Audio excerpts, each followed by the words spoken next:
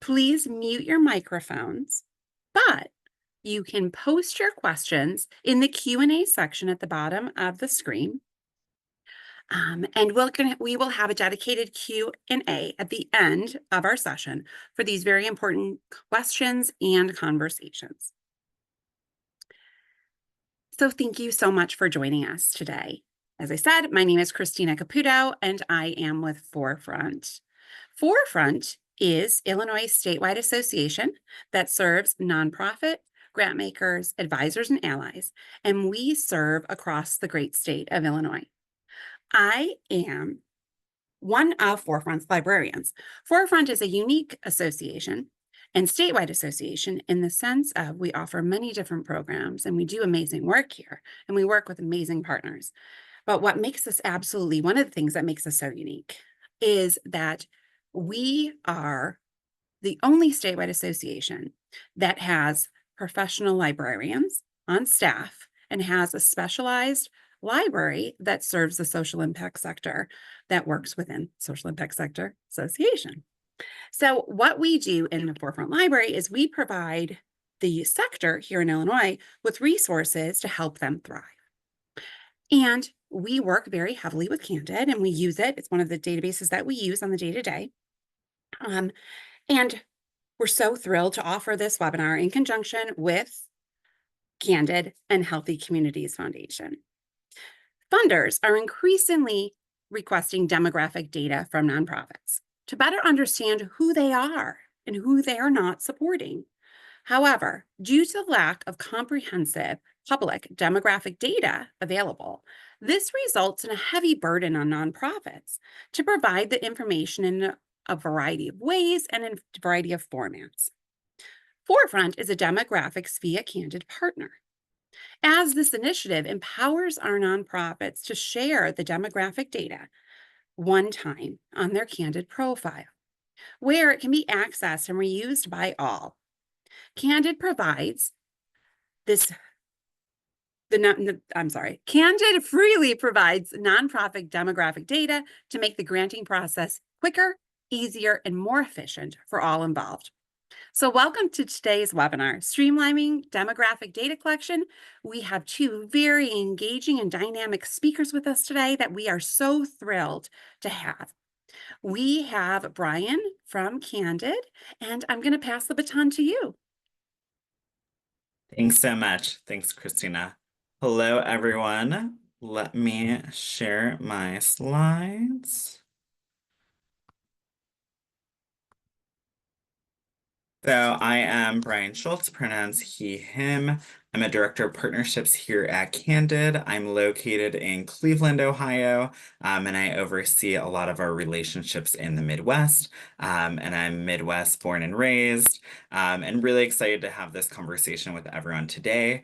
And then very excited for Jillian to actually put like the example and how they have implemented demographic data collection, and hopefully streamlining it more using demographics via Candid, and really excited for Forefront to be a state partner as well in this work.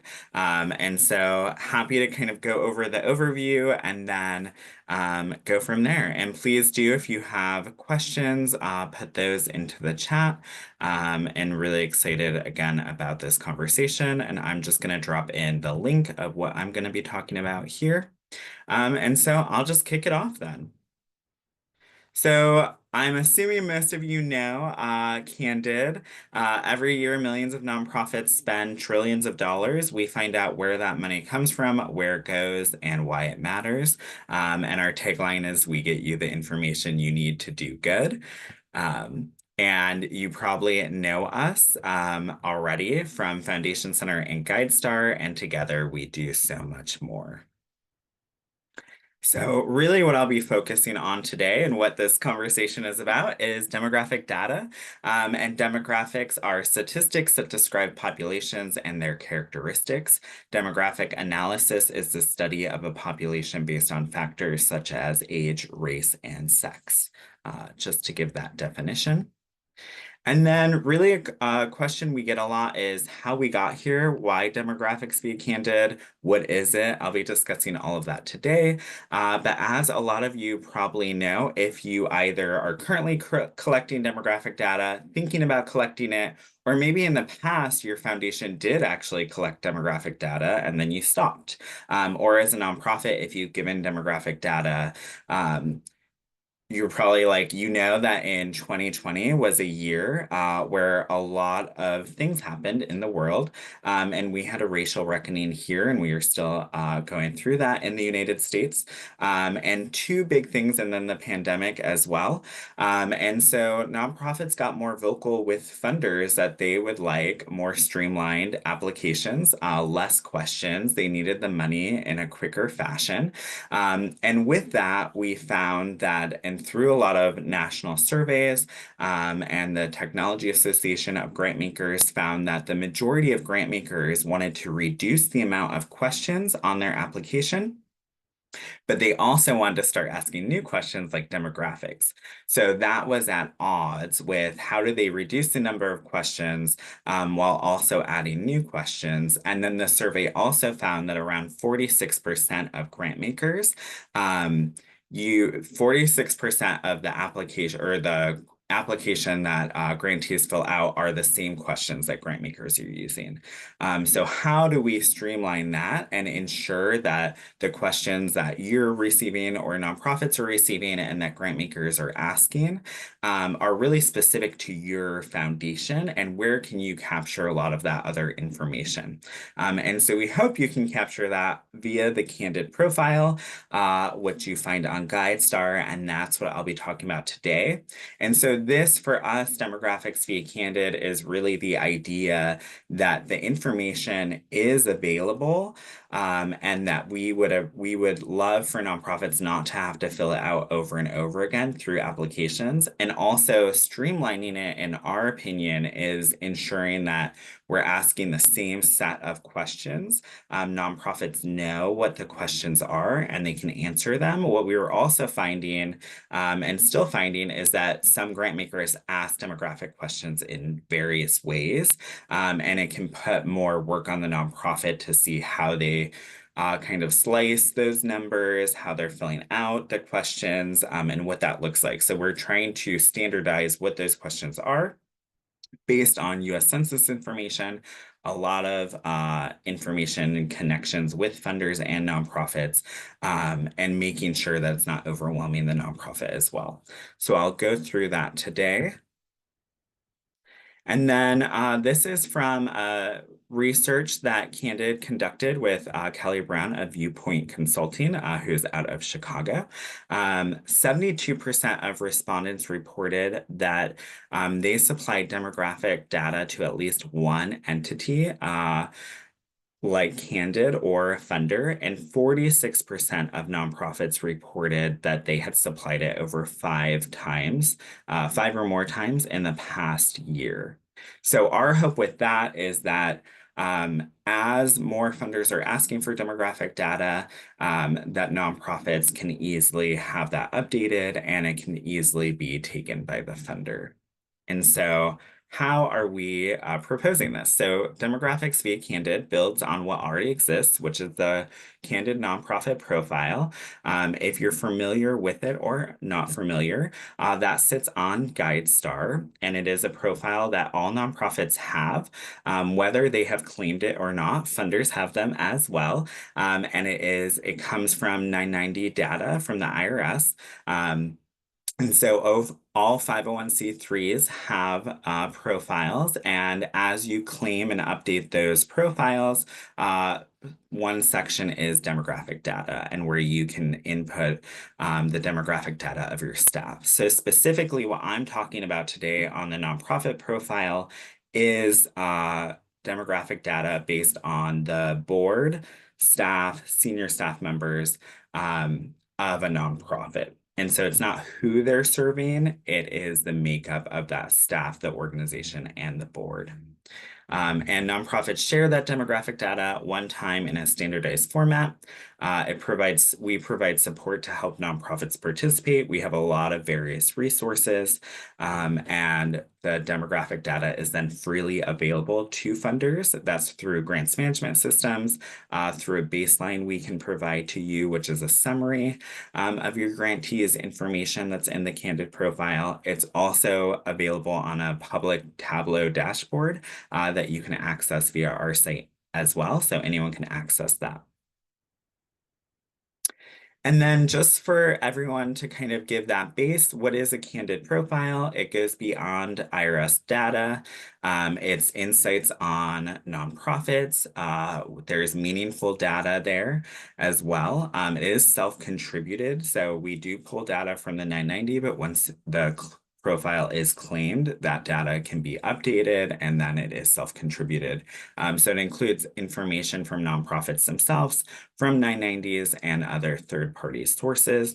And then it's also helpful to note that this information goes to a lot of different places as well. So other organizations like Charity Navigator actually pull some of that data directly from the Candid profile. And then Facebook, for example, if you're doing a Facebook fundraiser and someone clicks, they want to see what nonprofit you're raising funds for, that uses the Candid profile, and that person will be taken there.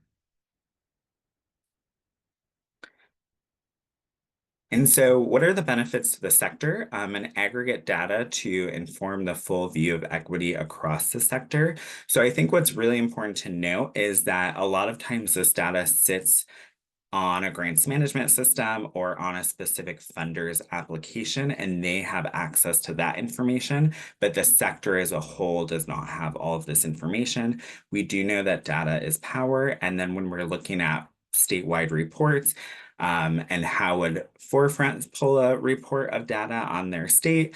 How would academics pull reports on national statistics? And so really having this data in one place that can be shared is important. And I will say that currently Candid has the most demographic data on nonprofits in the United States. And I will share a report with you that our research team has done initially on how people can look at this data and what it's currently saying. So it does act as a tool to benchmark organizations, identify gaps, and track progress. It's a way to find nonprofits reflective of communities that they serve.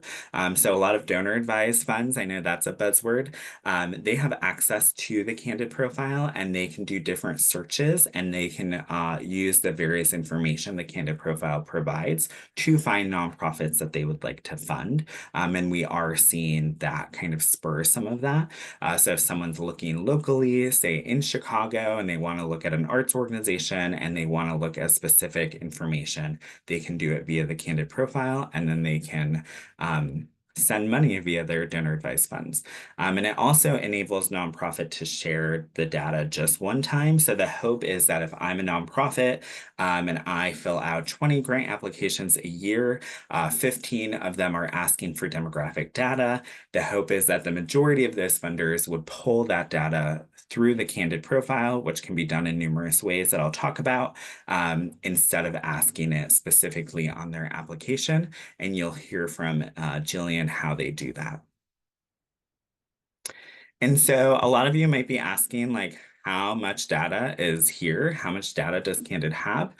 So we can see here as of July, we had over 71,000 nonprofits sharing data, and 40,000 of those nonprofits have updated in 2023. So we are seeing new demographic data of over 1,000 new nonprofits sharing a year. And then I do see a great question. Is this information available to the public? Is it free or is there a cost? Candid has decided, since we have done demographics via Candid, that demographic data will always be free of charge. So we will not, there will be no cost incurred if you are looking at demographic data, and there are a few ways that you can access that data free of cost.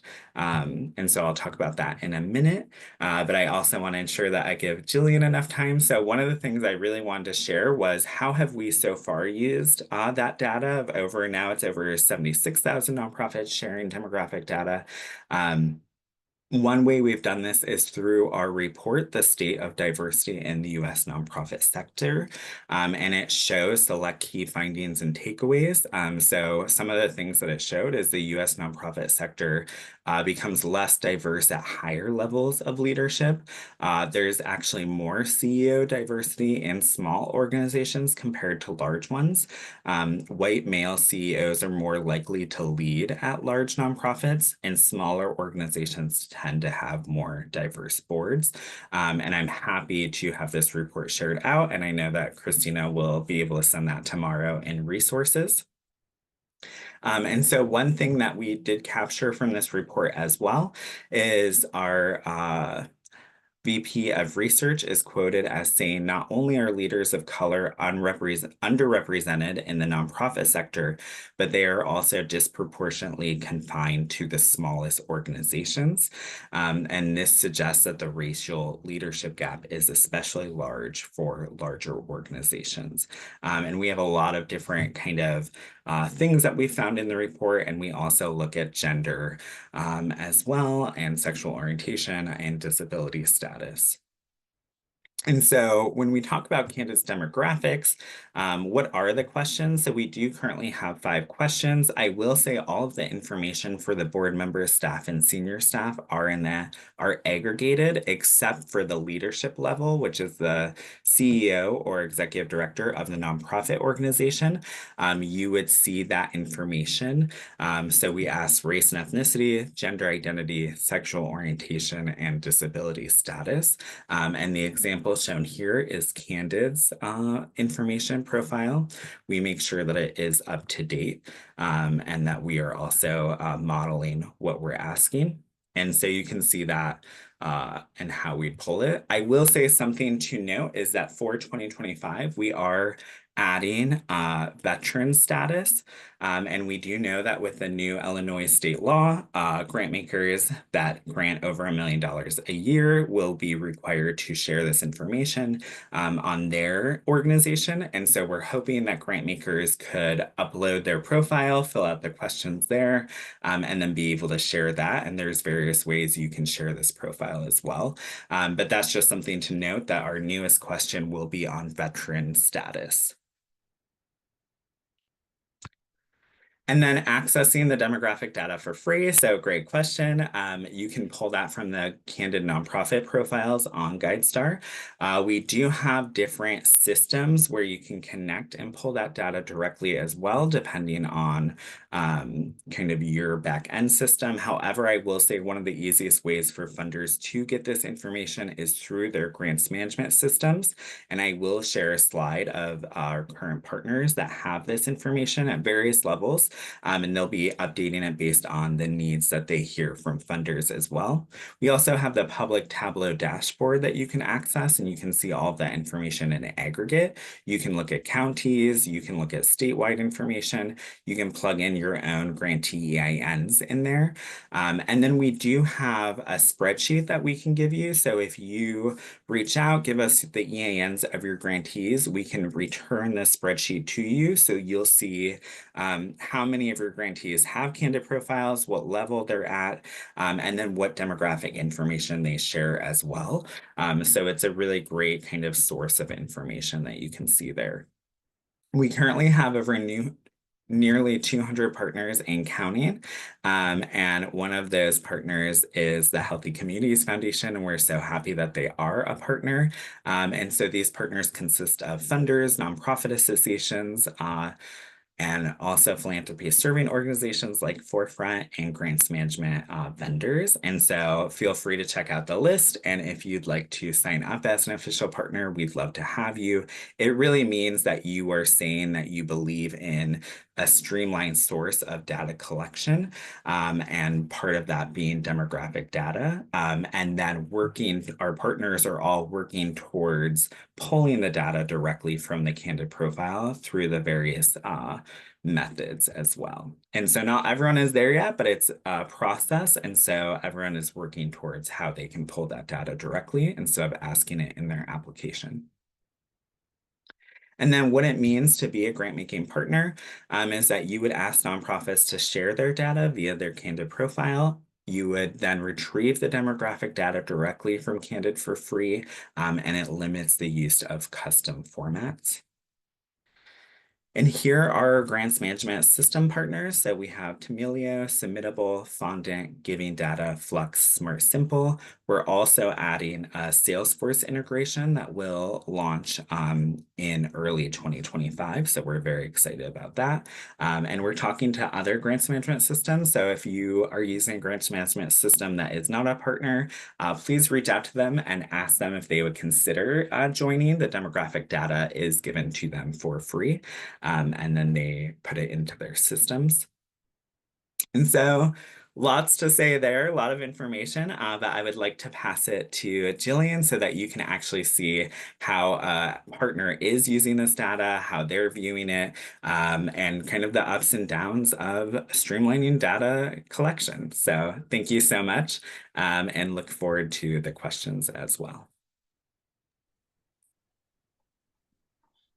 All right, thank you, Brian. So I'm going to start off with check this out apology. One, I have an unpaid intern with 4 legs and fur. They may bark. I hope not. And the other is I recently ripped out my flower garden, and because I miss my flowers, we will be using a lot of metaphor related to the earth. So my name is Jillian Knight. I use she, her pronouns, and I am the program manager of learning and evaluation at Healthy Communities Foundation. And I'm really excited to kind of share a little bit about who we are, what we do, what our values are. Share a little bit about what Brian kind of highlighted is we were asking for demographic information. So kind of set the table for where we were. Outline some of the things that we were considering, and then how we were able to kind of think, plan, and ultimately roll out this partnership. And then we'll do questions at the end. So let's get started. So Healthy Communities Foundation is a community-informed grant-making foundation that seeks to measurably improve the health and well-being of individuals, families, and communities in our service region by promoting health, equity, quality, and access. Our belief is that so much about individual and community health exists actually outside of clinical care space. So we really invest both kind of at creating access to care, but also everything else that impacts how communities are or are not able to access things that make them healthy. This is our service region. We have 27 zip codes in the Chicago area, as well as Western Cook County. About 70% of the people who live in our region are in the green zip codes. We have a very large Latina population that we have seen some out-migration to the suburbs. We have a report that I will put in the chat if I can get it together.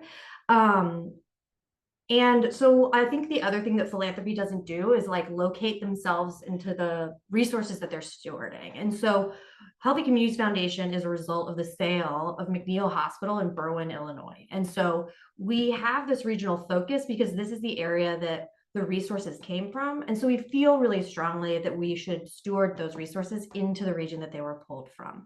So I think that that is something that, you know, foundations don't talk about. And so I think that like really locating the where, the how, the why is super important. We also have a very large immigrant population. We have like a thriving community of Arab Americans, lots of Mexican Americans, as well as like our largest growing population in our region is Asian Americans. I want to say they are not all monoliths. There is like different pockets of those things in the region. And because we have that kind of really tailored approach, we can kind of speak on it pretty well. So that's where we fund. So how we fund. We kind of have 4 primary funding strategies, but for the purposes of today, we're going to be talking about our general operations support work. So how we do that, we have 2 different ways that you can access those funds. One, we have multi-year partners, which I believe there's some on this call. We also have annual partners who like kind of similar cadence to just apply, get the grant, do it again. What we prioritize is access to quality health services, meaning how accessible linguistically, culturally, economically are your clinical care services? How are you tailoring your approach to make sure that everyone is welcome? Address the social determinants of health. Like I shared before, where you live, where you work, where you play, where you love, where you worship, all have different kind of impact on the way that you experience health or unhealth. Advocate for health policy and systems change. I think one thing that philanthropy has been really hesitant about talking about is kind of the political determinants of health. There are decisions being made about people's ability to access life-saving care that are not like scientific best practice. It's a decision made by lawmakers. And so because of that, like acknowledgement, we support organizations that do that kind of community advocacy or community organizing and policy and advocacy work, and augment local health knowledge. Like public health means that there's a ton of data about how healthy or unhealthy people and communities are. But those pieces of information often live in institutions. And so we try to resource organizations that are thinking differently about how data can live in community for them to be able, or for communities to be able to advocate for themselves. So this is our learning and evaluation framework. There's data everywhere. So we kind of collect both qualitative and quantitative data from our partners, from peer funders, from academics, from Johnny on the block. We are talking to everyone about what's going on in the region. We also believe in reflecting. I think today is a good reminder that sometimes you need to take a pause before you react or respond. And so we take information in and we sit and like make meaning of it before we think about the next two steps. We use data also to respond. We try to be responsive. Like we don't want to leap too fast, but we also want to not move at the iceberg pace of some of our peers. It's like, okay, we'll talk to you next year. We'll talk to you in 3 years. Like people need things now. And so we're trying to kind of temper this need to reflect along with this piece around responsiveness. And then last is reconfigure. We are not perfect. We do not know everything. And the goal of a lot of our learning work is to adjust in real time our processes to be more trust-based, more streamlined, and ultimately allow our partners to do the work instead of fill paperwork out for me or us. So this is the data we collect. We have the data serves kind of 3 purposes. So scope data helps us hold ourselves accountable. Who are we funding? Where are our investments going? Who are they serving? What kind of relationship do we have with them? And like, how are we kind of holding ourselves accountable related to our walk and our talk? Meaning, if we say that we resource in a specific way, are we actually doing that? The other strategic data on the top is stuff that helps us make decisions and refine our investment strategy. And last, population health.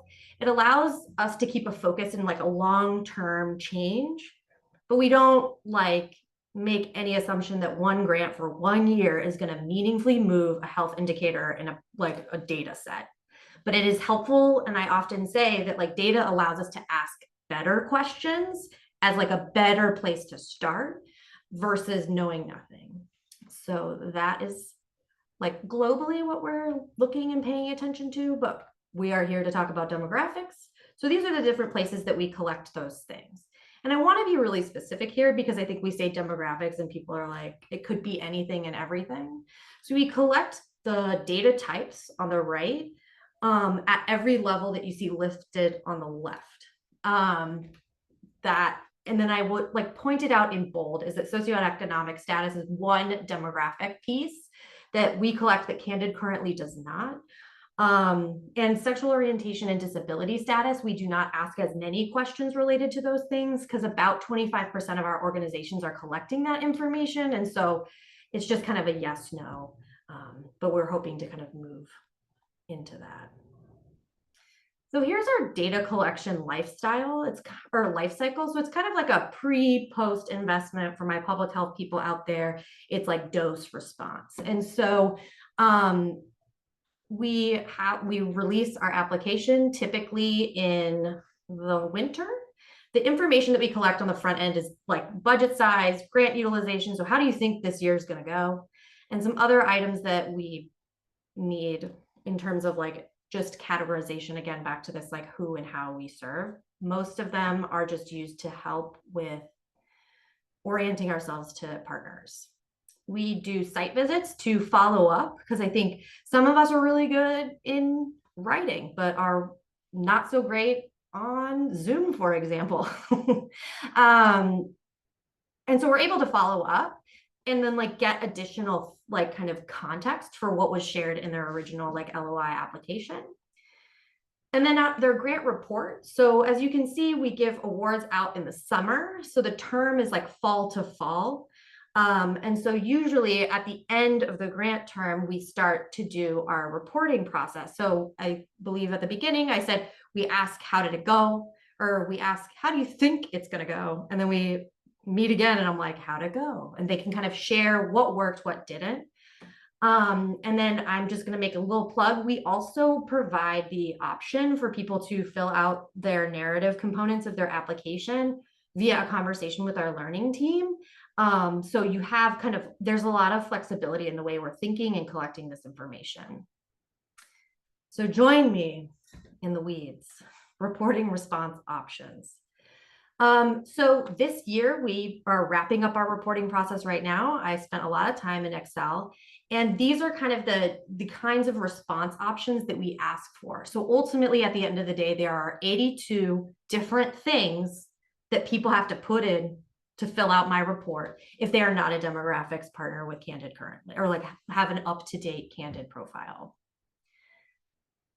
Again, we have the option to do narrative via conversation, but really if you look at the table, the huge lion's share of like the questions we're asking is really around demographics. So knowing that, kind of there were some tensions, explorations, lots of questions that came up for us while we were doing this and trying to think differently about the work generally. We believe at our organization that collecting demographic data is a best practice if you're talking about racial equity work. We are a health conversion foundation committed to achieving health equity. And we also believe that racial equity is a key intermediary step to getting there. And again, how can you measure progress when you don't have a baseline? And we're not the only people asking for this. Right now, our current dynamic that Brian outlined, but I'm going to use nature, is that our grantee partners are the bees floating from foundation flower to foundation flower, trying to deposit their information into all these different places. And I really was thinking, like, is there a way to kind of invert this relationship? Because honestly, if it's like worker bee style, like I need it, not they need it, like I'm asking for it. So I should be the one buzzing around, not them. So the other piece is trust-based philanthropy. We as an organization believe that we have this trust-based approach. But we also know that some of the practices and actions of foundations do not demonstrate or make people believe in like that with their trusted, right? So it's almost like foundations are talking out of both sides of their mouth. The goal for us is like, if we say we want to be a trust-based organization, are our practices modeling that? And then is this duplicative ask like a good or respectful use of people's time? Is it even trust-based? And like we, again, back to wanting to be a trust-based organization, one of the tenets is really doing the homework. How are we staying up to date with innovation in the sector? And how are we making sure that what we believe is easier is actually easier? One of the things that I have been talking a lot about is the difference between simple and easy. An example of simple is, I want to go to the moon. That's a simple thing. It is not an easy task. And so I think a lot of times when foundations are like, oh, it's really like it's simple, or we say easy, but it may be simple, but it may not be an easy task. And so one of the things that we're really thinking about is how do we transition from processes we believe are simple to getting to a place where we all agree that it's pretty easy. All right, so how does Candid fit into all this? So a lot of, like all great collaborations, there was a variety of different things that were kind of coming together all at the same time. I had been kind of thinking through with our team some of these tensions and considerations that I spoke about, and we learned of a similar conversation to this that was being hosted by Grantmakers for Effective Organizations. And I was like, oh, cool. Like, one, it means that I have to spend less time running around asking for demographic information. And two, like this seems like a good idea, but I didn't want to do the like, let's jump in without thinking about it. So I followed up with the foundation to learn how they implemented Candid, how they supported partners to get kind of to the level that they needed to be at. And then we were also doing a resilience grant program. So for partner organizations of ours that had budget sizes under about $700,000, we gave an additional capacity grant to them that was like a response to some of the things that we learned in our first round of reporting. So we had this group of organizations that small staff, really stretched thin.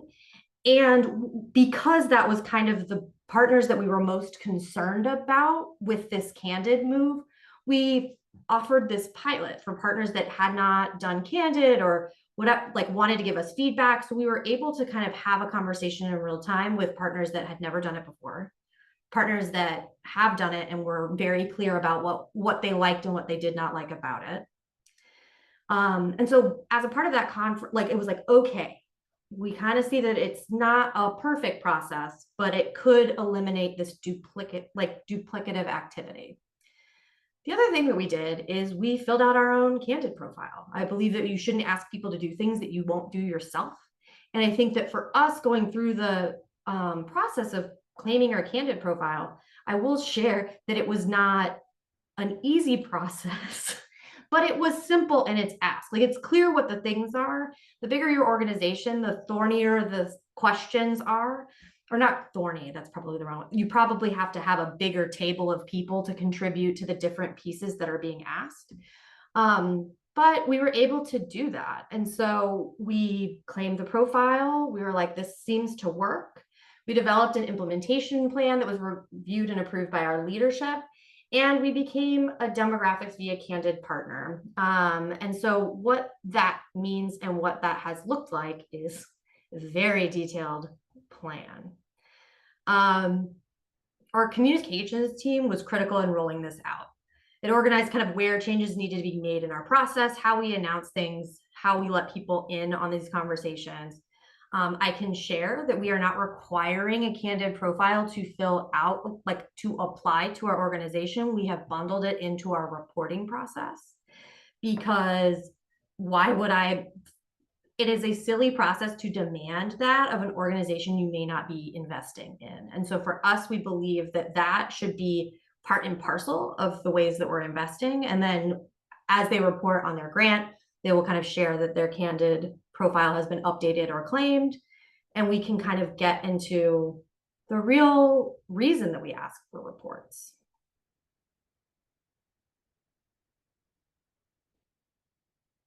So you might remember this slide. There are 87 total questions. I think I said 82, so I was wrong. 87 questions or response options that we are demanding, frankly, like let's call it what it is, from our partners. When and if, so for this year, partners that did have their Candid profile updated and at the gold or platinum level were able to bypass a lot of the demographic questions to really get to the meat of what we're trying to learn here. As you can see that there was narrative components to each part. We also share or allow partners to talk out those answers.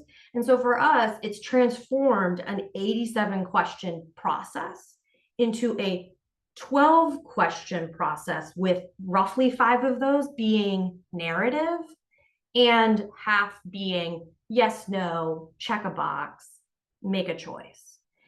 And we really think that like by removing the demographic components from our reporting process, it really kind of transition us into a place of reflection with our partners instead of reporting.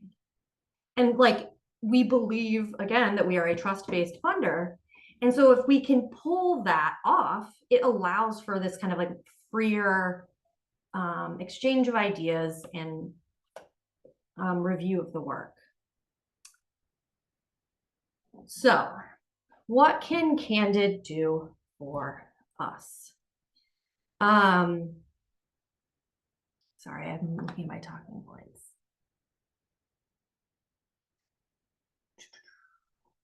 So we do have kind of these narrative questions that people are able to access and respond to. What we learned in our first year of reporting is that many of our leaders of small and mid-sized organizations shared that they appreciated the space that we had carved out through our reporting process to be able to reflect. For leaders here, reflection time is often not funded, certainly not when it's a project support grant. You know, using the front part of your brain isn't a pen. So we often like to kind of really spend time on like what actually worked and what changes did you kind of encounter. And so I can share that in reviewing kind of the data that we've received through these reporting processes, our team and board was able to kind of reflect back what we were hearing from partners and what we were seeing in the region. And ultimately, we've responded as a result of our reporting process by leaning in. So we've expanded our multi-year partnership group. So we went from 20 multi-year partners to, I can't remember the number off the top of my head, but I will put the blog announcement in the chat. But we've expanded it is more than 20. And we've expanded the timeline. So instead of 3-year multi-year commitment, it is a 5-year commitment in leaders in our region. And so we were also like this Candid partnership, we hope, is a reconfiguration of our reporting process. And I'm speaking mostly to funders now, like each of these flowers are beautiful and individual, right? One thing I learned about growing dahlias this year is if you grow them from seed, they are like brand new. You've never seen them before. Every single seed creates an entirely different system. And so we can kind of exist in our silos in this very beautiful but not connected way. But if more foundations jump into this partnership with Candid, we really get to a place where partners are able to focus on the work and not paperwork. And so I think that like, if we go together, it's going to make like, we all fund different things and have different priorities, but I believe we all share the value that we believe our partners are doing good work and we don't want to distract from it. So if we can do this as a group of funders, it could be, I hope, really transformative for our partners. So what could we look like if we were all together? So this is my contact information. I'm more than happy to kind of talk offline if this is something that you would love to learn more about. As you can tell, I like talking about this stuff. But yeah, any questions? Thank you so much. Thank you, Jillian. That was amazing. Thank you, Brian. That was amazing too. We are going to have some question and answers. We're going to stop our recording.